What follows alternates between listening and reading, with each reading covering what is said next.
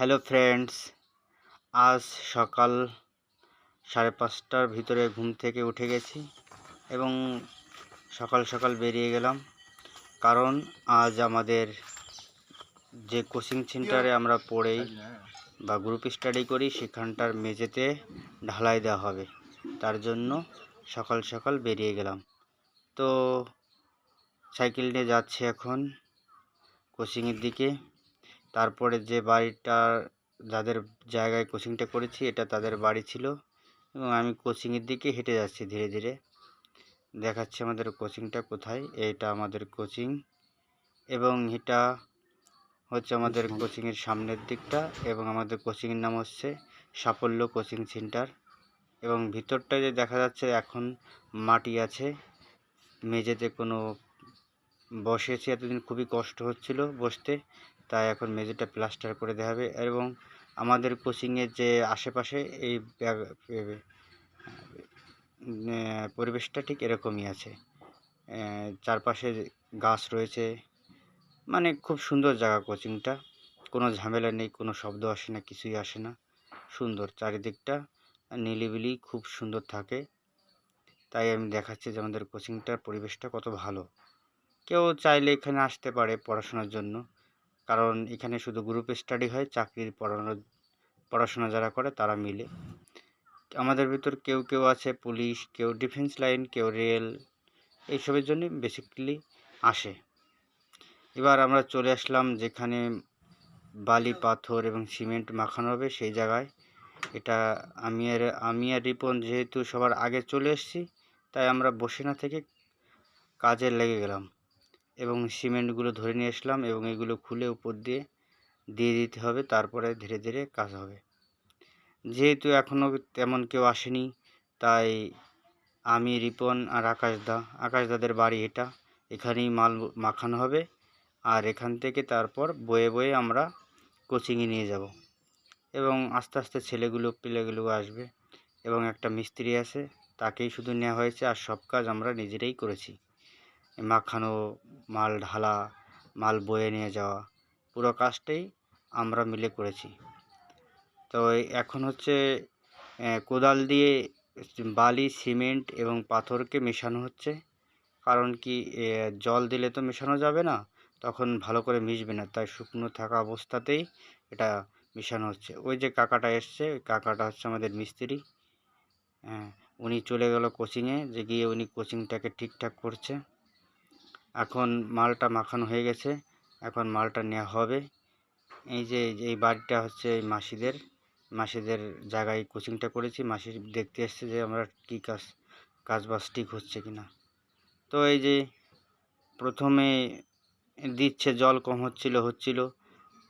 সবাই বলছে জল কম হয়ে যাবে, বেশি করে ঢালা হয়েছে, এখন পাশ দিয়ে বেরিয়ে যাচ্ছে। তার জন্য এরা দুজনে মিলে আবার সে জলটাকে যাতে বন্ধ করা যায় তার চেষ্টা করলো। কাকু দেখছে কিভাবে কাজটাকে শুরু করবে, তো অলরেডি শুরু করে দিয়েছে। মাল অনেকটাই ঢালা হয়ে গেছে এবং মালটাকে পুরো ফিটিং করার জন্য বা কোথাও ফাঁকা না থাকে তার ব্যবস্থা করছে কাকু। এবং আস্তে আস্তে সবাই কাজে প্রচুর ব্যস্ত, সবাই এখানে কেউ মাল ঢালছি, কেউ মাল বানাচ্ছি, কেউ মাল মাথায় করে নিয়ে আসছে। এদিকে রিপন এই যে মালগুলো সেটিং করে দিচ্ছে কাকার সঙ্গে হাতে হাত লাগিয়ে। কারণ একটা মিস্ত্রি, অত টাকা তো খরচা করা যাবে না, সবাই বেকার ছেলে। তো কাকা এসছে একজন মিস্ত্রি, তার জন্য সবাই হাতে হাতে ওনার সঙ্গে কাজ করছে। এবং এখানে মালটা কখনো আমি দিচ্ছি, কখনো আকাশদা দিচ্ছে, কখনো মিল্টনদা দিচ্ছে। সবাই মানে হাতে হাত দিয়ে কাজ করছি আমরা এখানে। তো এই যে কৃষ্ণদা কখনো মাখাচ্ছে, কখনো আমিও মাখাচ্ছি। কারণ আমাদের কোচিংয়ের সব ছেলেপেলেই খুবই কাজের ছেলে, ঠিক আছে, কেউই এতটা ফালতু না। এখানে কাজ হচ্ছে। আর কেউ যদি চায়, আগে একবার বললাম যে আমাদের কোচিংয়ে এসে পড়বে, কোনো ছেলেপেলে চাকরির জন্য খাটাখাটনি করে, ভালো ছেলে, তাহলে আসতে পারে আমাদের কোচিংয়ে যোগাযোগ করে। আমাদের গোরাসনতলা বাড়ি, এখানে চলে আসতে পারে।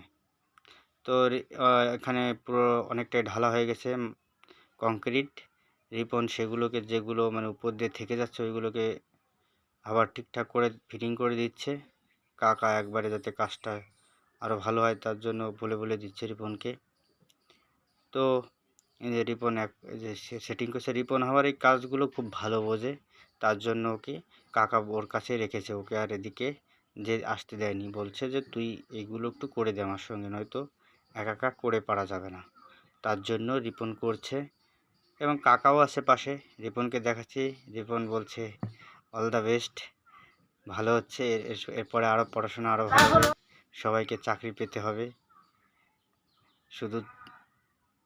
এবং যারা আসবে, যেসব ভাই বেরাদার, তারাও এখানে পড়বে ভবিষ্যতে, মানে যাতে যাদের বাড়িতে সমস্যা থেকে পড়া যাচ্ছে না তারা এসে পড়বে। কোচিংটার ভিতরে কোনো সমস্যা নেই, এইখানে তেমন কোনো খরচা টরচা কিছুই নেই। যা ওকে ঘরটা আমরা নিজেরাই করেছি, প্লাস্টারটাও নিজেরাই করছি। সবাই মিলে টাকা পয়সা দিয়ে কাজে লেগে প্রচুর খেটেছি কোচিংয়ের পিছনে সবাই। আমরা প্রায় 7-8টা ছেলে আছি এখন, তাই এই কজনই বেশিরভাগ আমরা এই কজনই থাকি, তাই এদেরকে দেখালাম। এই যে মালগুলো সিমেন্ট দিয়ে উপর দিয়ে ঢালাই দেওয়া হয় না যেটা, হ্যাঁ সেটার জন্য এই বালিগুলো গোছানো হচ্ছে। আর এখানে আমাকে শক্তি পরীক্ষা করানো হচ্ছে। আমি তাই বলছি আমি 50 কিলো দিয়ে ডাম্বেলের মতো কাজ করতে পারি, তাই দেখিয়ে দিলাম ওদের। আর দেখতে দেখতে চলে আসলো আমাদের ব্রেকফাস্ট। সকালবেলা অনেকক্ষণ কাজ করেছি তো খিদে লেগে গেছে সবার, তাই প্রায় 9টা 9:30 বাজে তখন। তো নিয়ে এসছে কি পরোটা আর হচ্ছে ঘুগনি।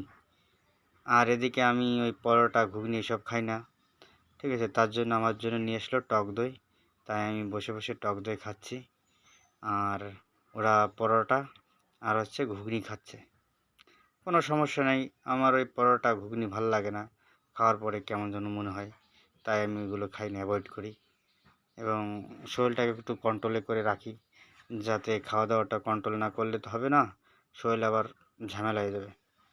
তো আমাদের ভিতরে যে কংক্রিট দরকার ছিল সব দেওয়া হয়ে গেছে, এবং কিছু কংক্রিট আছে যার জন্য আমরা সামনে দিয়েছিলাম করতে, কিন্তু ও সারা বলে কি এখন করে নিচ্ছি, কেন আমরা জুতোগুলো কোন কাজে যাবে রাখতে পারি। তারপর বললাম আমরা যে এখানে যে কংক্রিটটা হয়ে গেছে ওদের সিমেন্ট আনতে বলো। এবার এটা ঘষে ঘষে পুরো ফিনিশিং দিতে হবে, তার জন্য এই জন্য লোকে বলে বুঝলি দাদা লেগে থাকতে দেখ কোচিং লেগে রয়েছে দেখ আজকে প্লাস্টার হয়ে গেল ঢালাই হয়ে গেল। ভালো পারে এই উপরে ঘষাটার কাজ, আমরা কেউ অতটা পারতাম না, কারণ এই কাজটা অনেকটা দক্ষতা থাকা দরকার, যার জন্য ওই কাজটা শেষ হলো।